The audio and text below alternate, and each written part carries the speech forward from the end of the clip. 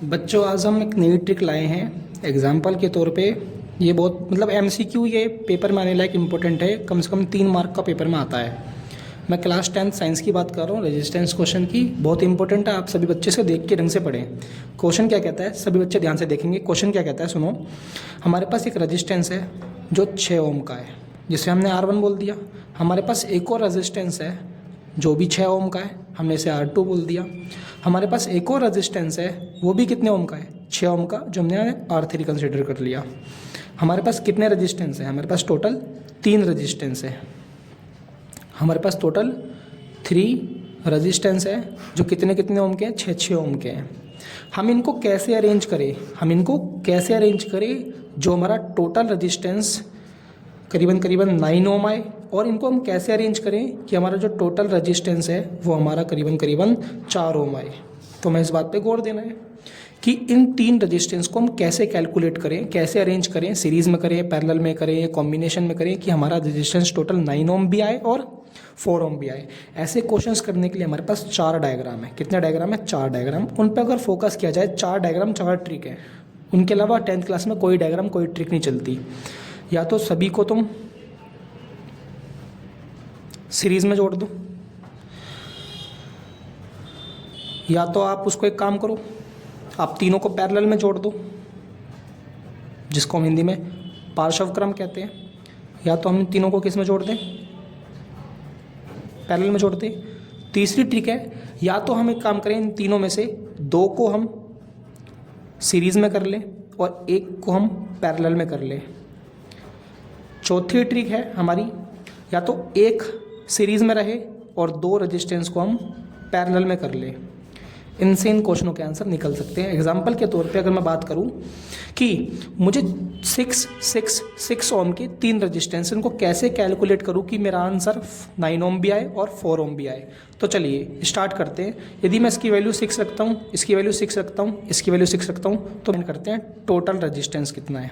तो ये सीरीज़ में, सीरीज़ का लगाते हैं formula, 6 ohm plus 6 ohm plus 6 ओम, तो टोटल मिला के 18 ओम आ गया, जो हमारा आंसर नहीं है। हमें क्या आंसर लाना है अपना, 9 ओम। अगर हम सेकंड करें, ये 6 ओम का है, ये 6 ओम का है, ये 6 ओम का है, ये किसका शेप है, या डायग्राम किसका है, पैरेलल का। किसका है, तो इसका फॉर्मूला है 1/RP पैरेलल, 1 में R1 प्लस 1 में R2 प्लस 1 में R3। अगर इसको हम सॉर्ट आउट करें, सॉल्व करें, तो 1/RP बराबर 1/6, 1/6, 1/6, और यदि हम इसको सॉल्व करते हैं तो 3/6, यानी कि 1/RP बराबर 3/6, यानी कि 1/2। देखा जाए 1/RP बराबर 1/2 और RP बराबर 2 ओम। हमारा क्या टोटल रेजिस्टेंस आ रहा है, 2 ओम का। ये भी हमारा गलत है। क्यों, हमें चाहिए कितना, 9 ओम, हमें चाहिए कितना, 4 ओम। हमारा इन दोनों से सॉल्व नहीं हुआ। तो गारंटी इस बात की है कि अभी इन दोनों से ही सॉल्व हो सकता है।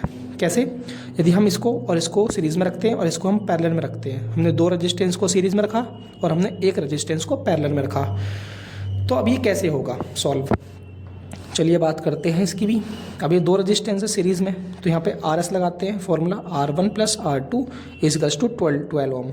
और ये क्या है, सीरीज़ में दूसरा वाला, तो इसका जो RS है वो 6 ओम ही है। पर अब ये दोनों किस में हो गई, अब दोनों पैरेलल में हो गई, तो 1/RP बराबर 1/12 प्लस 1/6 बराबर, इनकी एलसीएम लेकर क्या आएगा, 12 आएगा। इनके हम एलसीएम ले तो 12 ले लेते हैं, तो 12 1 12, 12 6 जो 12, तो 3/12 आ गया। तो 1/RP बराबर 3/12।